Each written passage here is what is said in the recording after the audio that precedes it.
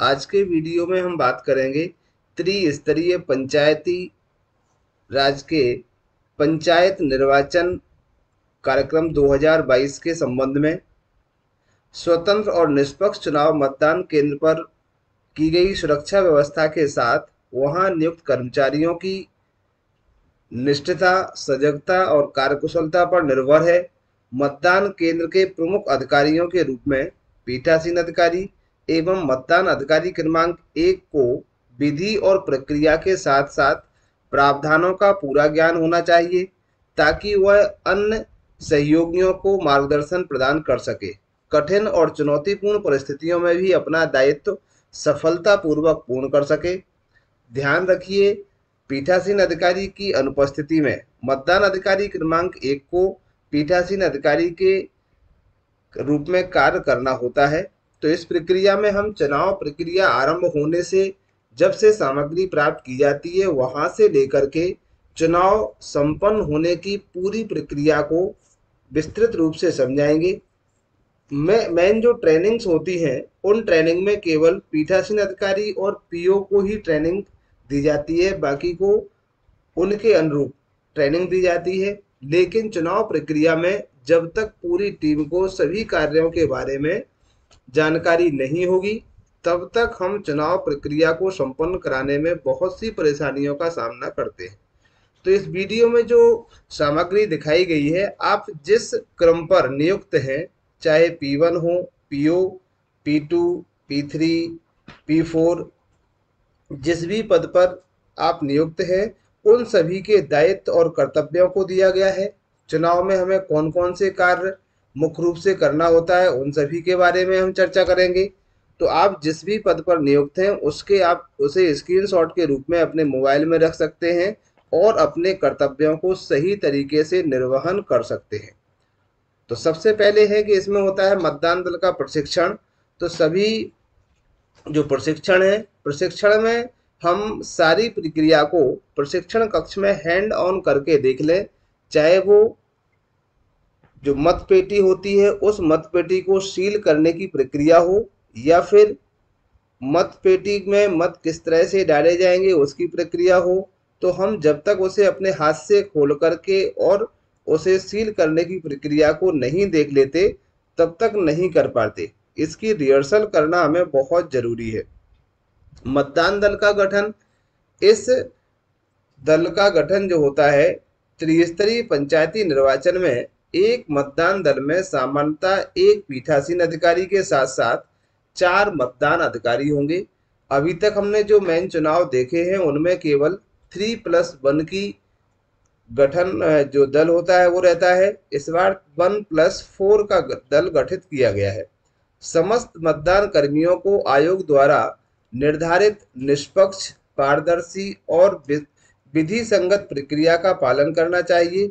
आपकी छोटी सी लापरवाही से पूरी प्रक्रिया दूषित हो सकती है, अतः समय पालन के साथ साथ प्रक्रिया का पूरा ज्ञान होना आवश्यक है। नियंत्रण और सूचना कक्ष से संपर्क, इसके बारे में जैसा कि आप देख रहे हैं, मतदान दिवस एक नियंत्रण और सूचना कक्ष स्थापित किया जाता है जिसके नंबर, जो संपर्क नंबर होते हैं, मोबाइल नंबर होते हैं, उनको सभी को आप अपनी डायरी में रख सकते हैं, जिससे कि आपको यदि कोई चुनाव प्रक्रिया में व्यवधान उत्पन्न होता है तब उसे आप सूचित कर सकें और उन्हें आप सही तरीके से समाधान उनका निकाल सकें। आम निर्वाचन में सामान्यतः क्या होता है, तो 4 मुख्य बातें हैं इसमें। ग्राम पंचायत के प्रत्येक वार्ड से एक पंच और संपूर्ण पंचायत क्षेत्र से एक सरपंच का निर्वाचन होता है। इस प्रक्रिया में पंच, सरपंच, जनपद पंचायत और जिला पंचायत 4 पदों के लिए चुनाव हो रहे हैं। इसीलिए प्रत्येक मतदाता अपनी ग्राम पंचायत से पंच और वार्ड के साथ साथ जनपद पंचायत और जिला पंचायत के सदस्य के लिए मतदान करता है। किसी पद के हेतु निर्विरोध निर्वाचन हो जाने या निर्वाचन नहीं होने की दशा में उसका मतपत्र नहीं दिया जाएगा। जैसे कि हम देखते हैं सामान्यतः जो ग्राम पंचायतें होती हैं उनमें पंच का पद जो है वो निर्विरोध निर्वाचित हो जाता है। कुछ कुछ जगह पर सरपंच और जनपद और जिला पंचायत सदस्य भी निर्विरोध हो जाते हैं। ऐसी स्थिति में संबंधित पद के लिए आपको निर्वाचन पद के लिए जो मतपत्र है वो प्रदान नहीं किया जाएगा। शेष के मतपत्र ही आपको प्रदान किए जाएंगे। सहज रूप से अंतर जानने के लिए मतपत्र के रंग अलग अलग होते हैं। तो किस किस रंग के मतपत्र इसमें रखे गए हैं इसे हम देखते हैं। जैसे पंच के लिए देखें तो सफेद रंग का मतपत्र है, सरपंच के लिए नीले रंग का मतपत्र है, जनपद सदस्य के लिए पीला है और जिला पंचायत सदस्य के लिए गुलाबी है। इसमें सीलें जो हैं उन सीलों के बारे में भी विस्तार से बताएंगे। तो सील कहाँ पर हमें कौन सी लगाना है ये हमें देखना है। अब सबसे पहले हम बात करते हैं सामग्री वितरण स्थल पर। जिस दिन आपको सामग्री प्रदान करना है उस दिन हमारी क्या जिम्मेदारियां होंगी जो आपकी टीम है। तो निर्धारित दिनांक तथा समय को निर्धारित सामग्री वितरण स्थल पर सामग्री लेने हेतु दल के सदस्यों के साथ पहुंचना है। पहुंचते समय आप ड्यूटी लेटर अपना साथ में लेके जाएं और जैसे आपका ड्यूटी लेटर पर जो चस्पा किए जाते हैं आपके पोलिंग बूथ का क्रमांक, उसे आप अपने सेक्टर ऑफिसर से उसकी स्लिप जो होती है वो जैसे नंबर आपको मिल जाएगा तो नंबर मिलने के बाद मतदान केंद्र की पंचायत, पंच के वार्ड, जनपद वार्ड, जिला पंचायत वार्ड के विवरण को ध्यानपूर्वक से नोट कर लें कि आपकी पंचायत में कितने पंचों का निर्वाचन होना है। तो ये आपके लिए जरूरी है क्योंकि सभी ग्राम पंचायतों में सारे पंच के लिए निर्वाचन नहीं होता। आपको प्रदान की गई समस्त मतदान सामग्री को का सूची से मिलान कर लें। सुनिश्चित करें कि सामग्री आपको आवंटित मतदान केंद्र की ही दी गई है। क्रमांकित मतदान सामग्री तथा मतपेटी, विभिन्न पदों के लिए जारी मतपत्र और मतदाता सूची आदि सामान आदि का विशेष मिलान करें। ये मुख्य है हमारे लिए। तो इन चीजों को हमें देखना है कि मतपेटी आपकी सही है, मतपत्र और मतदाता सूची। बाकी सामग्री आप सेक्टर ऑफिसर से अगर कोई कम पड़ती है तो ले भी सकते हैं। इसके बाद निम्नलिखित महत्वपूर्ण सामग्री को चेक कर लें। ये मुख्य रूप से 20 सामग्रियां इसमें जो दी गई हैं इसे आप चेक कर सकते हैं कि ये सामग्री है। वैसे जो चेक करने की लिस्ट है आपको सामग्री के साथ जो बुकलेट दी गई है उस बुकलेट में भी सबसे पहले पेज पर ही दी जाएगी। अब ये हम बात कर रहे थे सील की। तो जो सील है आपको एक तो घूमते हुए तीर की सील के अतिरिक्त 5 प्रकार की अन्य उपयोगी सीलें भी दी जाएंगी। ये 5 सील हैं आपकी, जैसे पीठासीन अधिकारी की, इसके बाद पंचायत के लिए, और ये खंड यानी जनपद पंचायत के लिए, प्रतिक्षेपित यानी खारिज करने के लिए उसके आधार पर, और प्राधिकृत अधिकारी की, इसमें मतदान केंद्र क्रमांक और खंड क्रमांक। अब किस सील को हमें कैसे लगाना है इसको हम नेक्स्ट आगे की स्लाइडों में देखेंगे विस्तार से। तो जैसे कि आप देख रहे हैं प्रारूप एवं परिशिष्ट, ये आपको कौन सा प्रारूप और परिशिष्ट कितने सेट में मिलेंगे आपको, ये आपको चेक करना है। कि निर्वाचन लड़ने वाले अभ्यर्थियों की सूची प्रारूप 8 का से 8 घा तक, ये 3 सेट होंगे। ग्राम पंचायत का नाम, उन वार्डों का विवरण, दर्शाए जाने वाली सूचना जिनके मतदाता मतदान केंद्र पर मतदान के लिए हकदार हैं, इसकी भी 3 प्रतियां आपको दी जाएगी। तो इस तरह से ये सामग्री है किस किस के कितने सेट आपको प्रदान किए जाएंगे। अब अगली हम बात करते हैं स्टेशनरी की। तो ये जो स्टेशनरी है इसके आपको कितने कितने सेट दिए जाएंगे, ये सब स्टेशनरी को हम देख लेंगे इसमें। ये इसके बाद सामग्री की जांच और प्रस्थान। जब आप सामग्री का सभी का मिलान कर लें तो अपने जो सेक्टर ऑफिसर हैं, सेक्टर ऑफिसर को आपको ओके रिपोर्ट देना होगी। अपने पूर्ण दल और सुरक्षा कर्मी जो आपको प्रदान किए गए हैं उनके साथ आपको जो बस निर्धारित की गई है उस बस में आपको बैठना है, किस रूट से आप जाएंगे।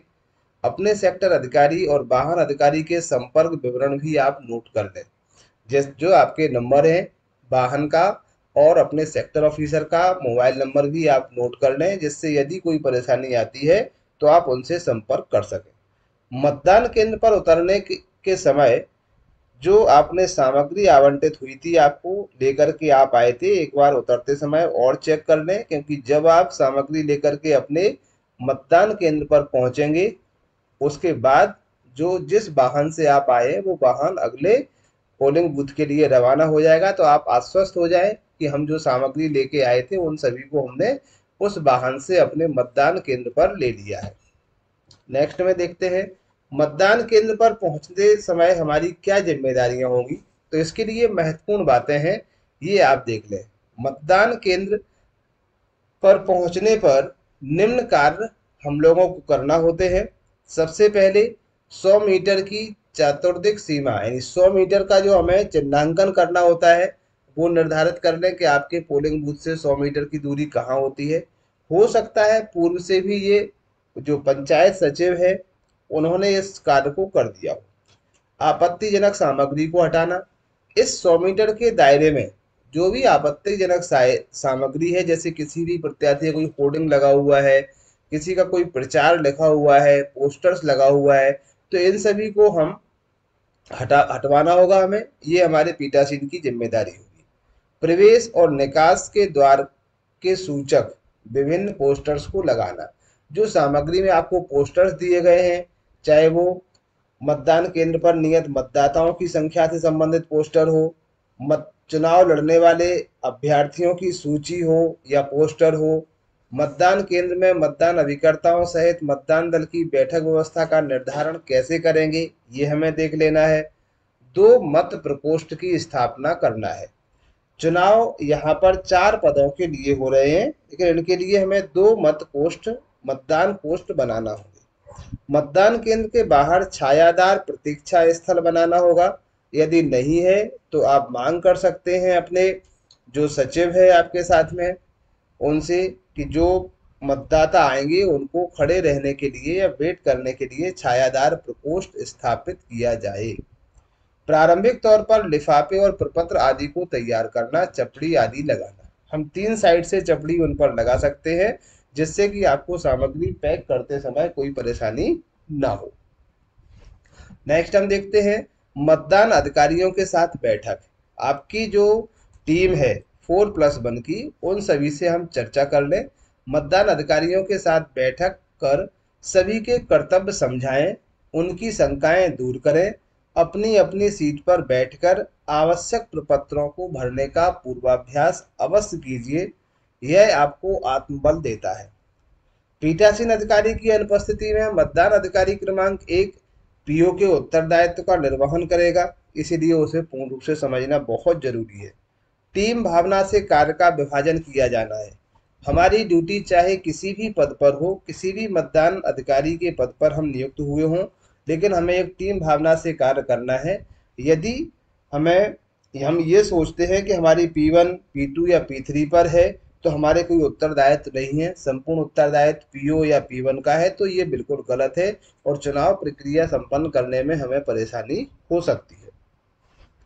मतदान दिवस के दिन हमें क्या करना है, सबसे पहले ये देखना है, ये पहुंचने के बाद मतदान पूर्व होने की प्रक्रिया को समझ चुके हैं। मतदान दिवस को जो मतदान शुरू होगा उस समय हमें क्या करना है, उससे पहले तो मतदान अभिकर्ताओं के नियुक्ति पत्र प्रारूप 10 हम प्राप्त करें, जो कि उन्हें अभ्यर्थी के द्वारा दिया जाता है जो चुनाव लड़ रहा होता है।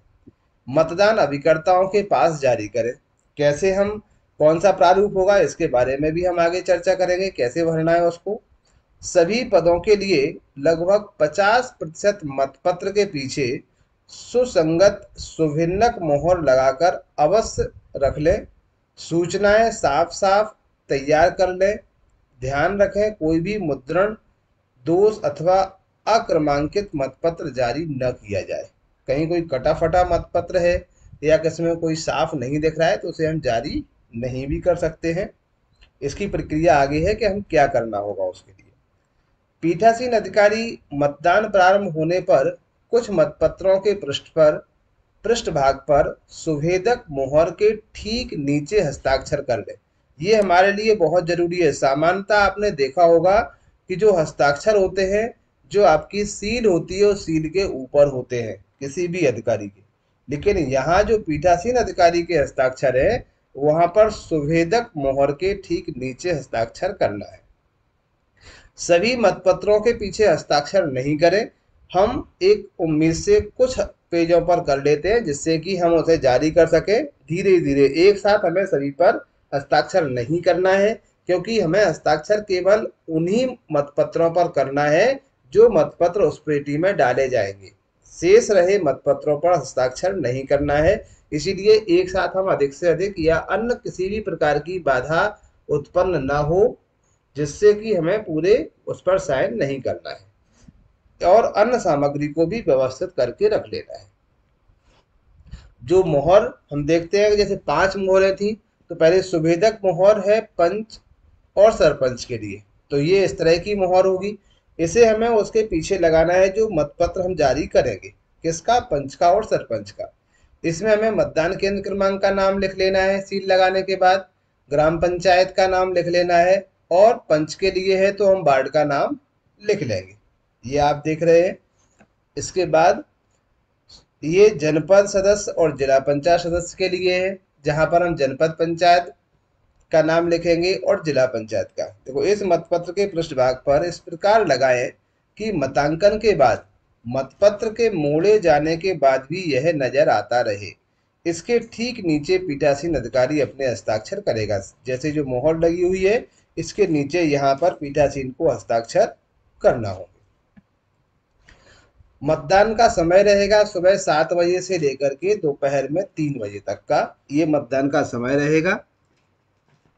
इसके बाद जो हमारे मतदान अभिकर्ता है, मतदान अभिकर्ताओं की बैठक व्यवस्था हम किस प्रकार से रखेंगे, क्योंकि यहाँ 4 प्रत्याशी यहाँ पर चुनाव लड़ रहे हैं। सभी के मतदान अभिकर्ता हमारे यहाँ उपस्थित हो सकते हैं, लेकिन हम अपने पोलिंग बूथ पर देखेंगे कि मतदान अभिकर्ताओं की संख्या कितनी है। यदि कुल हमारे यहाँ 6 मतदान अभिकर्ता आते हैं, तो उनका हम एक समूह बना देंगे, एक साथ बिठा सकते हैं। और यदि 6 से अधिक है तो 7 से 12 तक 2, और 13 से 18 तक 3, 18 से अधिक होते हैं तो 4 समूहों में बांटेंगे, और इनके लिए 2-2 घंटे का समय हम निर्धारित कर लेंगे, जिससे कि वो बारी बारी से हमारे यहाँ चुनाव प्रक्रिया को देख सकें और हम सारी टीम की चुनाव संपन्न कराने में मदद कर सकें। प्रत्येक समूह में जो हम समूह निर्धारित करेंगे, ऐसा नहीं हो कि हम किसी एक ही पार्टी से संबंधित या एक ही अभिकर्ता से संबंधित अधिक से अधिक मतदान अभिकर्ताओं को उस समूह में ले लें, तो ये ध्यान रखना है। और मतपेटी की तैयारी और मतदान समाप्त होने पर सील बंद करते समय सभी अभ्यर्थी या उनके मतदान अभिकर्ता उपस्थित रह सकते हैं, जो कि आपकी प्रक्रिया को देखेंगे कि बगैर किसी व्यवधान के। मतदान अभिकर्ता के लिए क्या करना होगा, क्या कार्य होंगे मतदान अभिकर्ता के, उसी मतदान क्षेत्र का निवासी होना चाहिए और वहीं का उसे मतदाता होना चाहिए, जिसके पास राज्य निर्वाचन आयोग द्वारा जारी वोटर स्लिप या भारत निर्वाचन आयोग द्वारा जारी परिचय पत्र हो। दूसरा है जो प्रारूप 10 जो चुनाव लड़ने वाला कैंडिडेट है उसके द्वारा प्रदान किया जाता है, ये हमें उसके पास होना चाहिए, जो हमें उससे कलेक्ट करना है। एक मतदान केंद्र पर किसी अभ्यर्थी हेतु एक मतदान अभिकर्ता या 2 अवमुक्त मतदान अभिकर्ता नियुक्त किए जा सकते हैं। 1 या 2 अभिकर्ता उस पर नियुक्त होंगे, लेकिन एक समय में केवल एक अभिकर्ता ही पोलिंग बूथ के अंदर बैठेगा। ये हमें ध्यान रखना है। मतदान अभिकर्ता को आपके द्वारा पास जारी किया जाएगा, जो मतदान समाप्ति के पश्चात आपको जमा भी करा लेना है। मतदान केंद्र के भीतर या 100 मीटर की परिधि में कौन कौन जा सकता है, कौन कौन नहीं जा सकता है, ये पूरा दिया गया है। राजनेताओं के नाम और उनके दलीय संबद्धता वाले कोई भी चित्र हो, जैसे पहले मैं बता चुका हूं, प्रचार से संबंधित कोई सामग्री है तो उसे हमें हटाना है। अब मतदान जो प्रारूप 10 है, मतदान अभिकर्ता के लिए प्रदान किया जाता है कैंडिडेट के द्वारा, जो अभ्यर्थी है उसके द्वारा, तो उसके द्वारा ये भरा हुआ यहाँ से पूरा मिलता है। यहाँ अभ्यर्थी या निर्वाचन अभिकर्ता के हस्ताक्षर होंगे, जो इसको नियुक्त कर रहा है, और हमें जब देगा तो यहाँ उसका नाम और उसके अभिकर्ता के हस्ताक्षर हमें करा लेना है। इसके बाद पीठासीन अधिकारी अपने हस्ताक्षर करके अपने पास इसको रख लेगा। ये उसका नियुक्ति पत्र होता है 10, प्रारूप 10 मतदान अभिकर्ता का। तो ये हमें भर लेना है। जब वो प्रारूप भर जाता है तो इस तरह का परिचय पत्र आपको प्रदान किया जाएगा सामग्री में। इस परिचय पत्र को आपको भरना है, जहां हमें मतदान केंद्र क्रमांक, नियत जो आपको मिला हुआ है, वार्ड क्रमांक, किस वार्ड का है ये जो एजेंट है वो, ग्राम पंचायत का नाम और उसका फोटो यहाँ पर हमें लगा लेना है। मतदान कार्मिक का नाम यानी जो अब मतदान अभिकर्ता है उसका नाम हम लिख लेंगे। अभ्यर्थी का नाम, किसके परिप्रेक्ष्य में ये बैठा हुआ है जिसका हमने प्रारूप 10 लिया हुआ है, उस अभ्यर्थी का नाम लिखा जाएगा जो चुनाव लड़ रहा है। पद का नाम जिसके लिए अभ्यर्थी खड़ा हुआ है, पंच के लिए, सरपंच के लिए, जनपद पंचायत सदस्य के लिए या जिला पंचायत सदस्य के लिए। मतदान का दिनांक जो भी, जैसे कि हमें पता है 3 चरणों में हो रहा है, तो आपके जिले में जिस चरण में है, जिस डेट को आप इसे जारी कर रहे हैं, वो डेट हमें यहाँ लिख देना है और पीठासीन अधिकारी के हस्ताक्षर यहाँ पर हो जाएंगे। तो ये पंचायत के लिए मतदान अभिकर्ता का पास होगा, जो चुनाव प्रक्रिया तक अपने पास में रखेगा वो, और चुनाव समाप्ति पर इसे भी जमा करना होगा। मतदान केंद्र पर प्रवेश के लिए पात्र व्यक्ति, इनके जो पहचान चिन्ह है वो इसमें कौन कौन से मतदान केंद्र पर कौन कौन व्यक्ति प्रवेश कर सकता है। एक तो मतदाता, दूसरा मतदान अधिकारी, निर्वाचन के संबंध में कर्तव्यरूढ़ लोक सेवक, आयोग द्वारा प्राधिकृत व्यक्ति। तो ये जो व्यक्ति है ये हमारी पोलिंग बूथ पर जा सकते हैं, लेकिन विशेष ये दिया हुआ है, ये आप ध्यान रखें, सामान्यतः पुलिस अधिकारी, सुरक्षाकर्मी मतदान दल कक्ष में प्रवेश नहीं करेंगे। ये आपको विशेष ध्यान रखना है। और इतने व्यक्ति आपके मतदान केंद्र में प्रवेश कर सकते हैं। जैसे कोई दृष्टिहीन मतदाता है तो उसका साथी उसके साथ में जा सकता है। मतदान प्रकोष्ठ में प्रत्येक मतदान केंद्र पर 2 मतदान प्रकोष्ठ बनाए जाएंगे। एक मतदान प्रकोष्ठ पंच व सरपंच पद के मतपत्रों के मतांकन के लिए है और दूसरा जनपद और जिला पंचायत के लिए।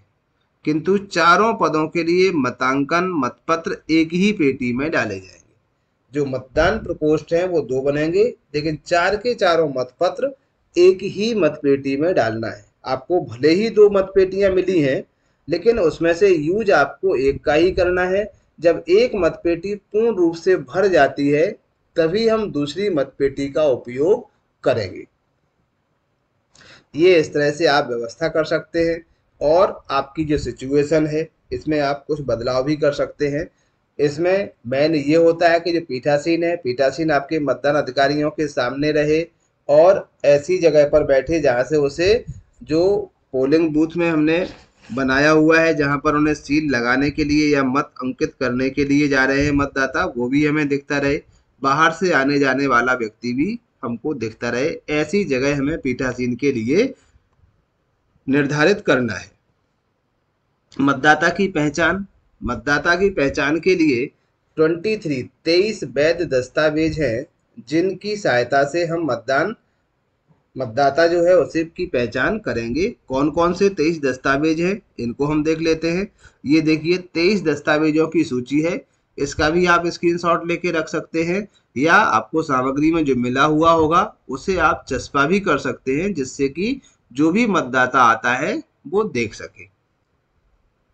इसके बाद देखते हैं हम यहाँ से मतदान अधिकारी जो है उनके कर्तव्य। तो जो हमारा टीम लीडर यानी पीठासीन अधिकारी है वो सभी को सलाह देने के लिए रहता है, सभी के लिए एक मॉनिटरिंग करता होता है। बाकी जो मेन काम है मतदान अधिकारियों का होता है, जो क्रमशः 1 2 3 4 इसमें मतदान अधिकारी है।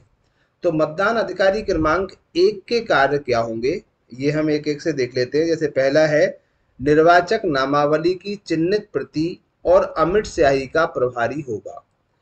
अभी तक सामान्य चुनाव में हमने देखा कि जो अमिट स्याही का प्रभारी होता है वो मतदाता अधिकारी क्रमांक 2 होता है, लेकिन यहाँ पर अमिट स्याही का प्रभारी मतदान अधिकारी क्रमांक 1 को बनाया गया है। दूसरी बात है मतदाता का नाम निर्वाचन नामावली में खोज कर जो उसे जोर से उच्चारण करेगा। तीसरा है मतदाता की पहचान सुनिश्चित करना। निर्वाचक नामावली की चिन्हित प्रति के प्रतिपर्ण प्रति में विकर्ण क्रॉस ये लगाना है। जैसे मेल के लिए, फीमेल के लिए भी हम आपको दिखाते हैं आगे जाकर के, तो वो आपको क्रॉस करना है। मतदाता की बाईं तर्जनी पर के नाखून पर आपको अमिट स्याही लगाना है। मतदाता अधिकारी क्रमांक 2 के पास भेजेगा। फिर इसके बाद वह सामयिक रूप से मतदान प्रतिशत की जानकारी भी प्रदान करेगा। जैसे 2-2 घंटे पर कितने प्रतिशत मतदान हुआ है ये भी आपको देना होगी। तो मतदान अधिकारी क्रमांक 1 के ये उत्तरदायित्व है। ये इस तरह से हमें क्रॉस लगाना है। जैसे पुरुष मतदाता है तो केवल हम तिरछी लाइन लगाएंगे, महिला मतदाता है तिरछी लाइन के साथ हम उसकी जो क्रमांक है उसे भी गोला कर देंगे। और अगर थर्ड जेंडर है तो क्रॉस के साथ हमें राइट का निशान लगाना है, जिससे कि तीनों का प्रतिशत हम आसानी से निकाल सकें।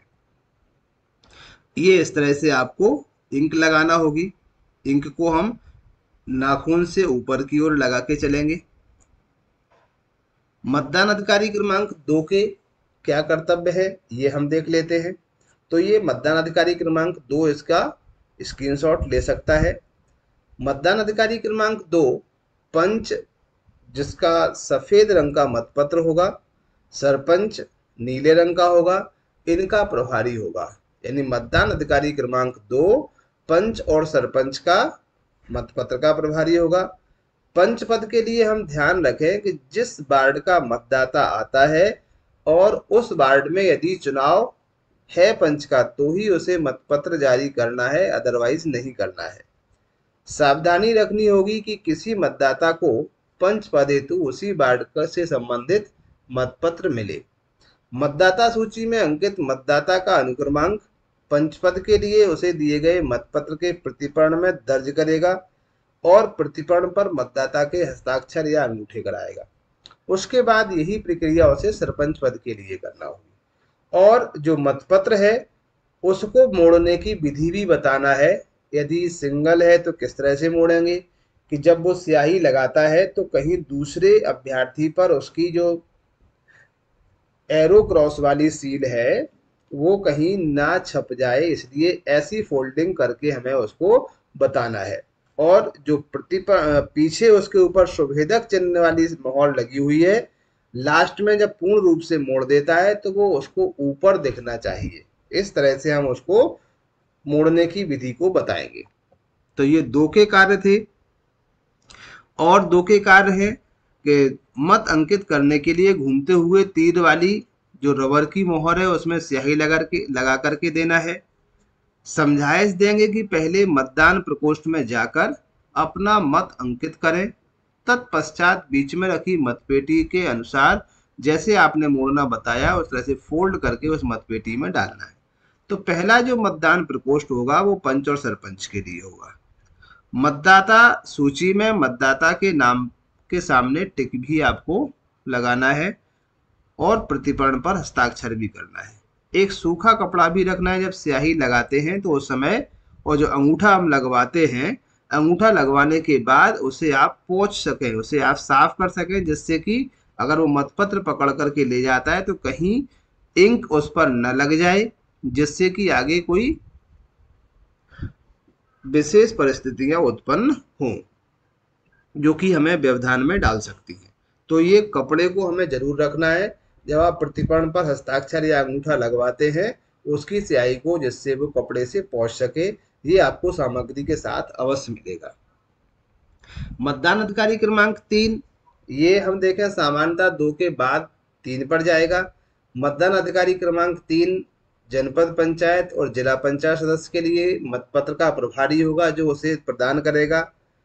सेम वही प्रक्रिया रहेगी कि जो प्रतिपर्ण है उस पर मतदाता के हस्ताक्षर, मतदाता जो सूची का क्रमांक है उस सूची के क्रमांक को अंकित करना है और उसे मोड़ना बताना है किस तरह से हमें फोल्ड करना है।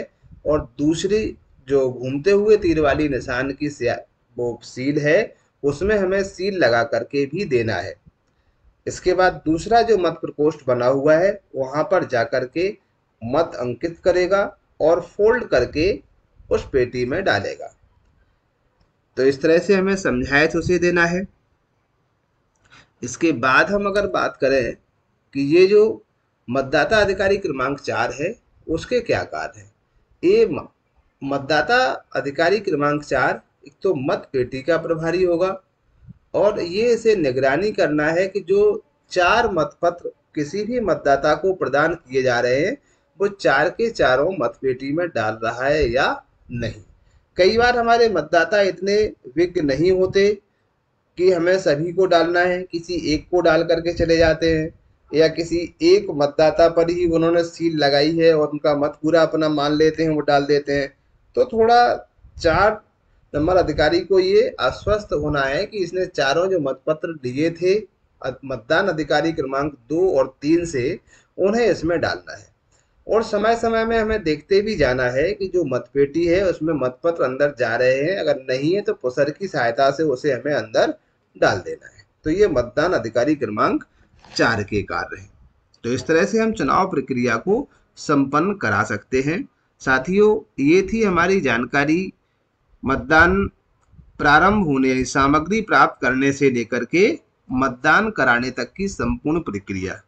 अगले वीडियो में हम देखेंगे कि मतपेटी को सील हम कैसे करेंगे और आगे की प्रक्रियाएं कैसे होंगी। तो हम इन चीज़ों को आगे के वीडियोज में देखेंगे, जिससे वीडियो लंबा ना हो। इसमें केवल मतदान प्रक्रिया की थी, तो ये मैंने आपको इस वीडियो के माध्यम से बताई है। आशा करते हैं जानकारी पसंद आई होगी। यदि चुनाव से संबंधित कोई आपको परेशानी आती है तो आप हमारे इस वीडियो में कमेंट करें अभी चुनाव होने से पूर्व, जिससे कि हम उस पर भी कुछ वीडियो या कुछ सजेशंस बना के आप सभी के साथ में साझा कर सकें। शिक्षा से जुड़े हुए वीडियोस के लिए भी आप हमारे चैनल को सब्सक्राइब कर सकते हैं। चैनल पर बने रहने के लिए धन्यवाद। जय हिंद, जय भारत।